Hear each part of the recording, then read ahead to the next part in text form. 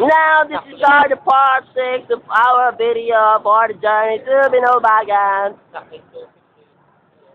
Exactly 2:50 a.m. We're here at an empty court. There. There, over there. There. You you see the fucking creatures there? Fucking creatures there? Fucking creature. The fucking creature there? Yeah, that one. And here.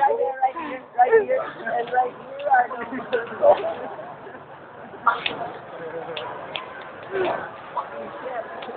right over here are the creatures which are intelligent. Right there are not you, but he. But him are Emo Goloy. And you see the people are cleaning up the mess they done to this area.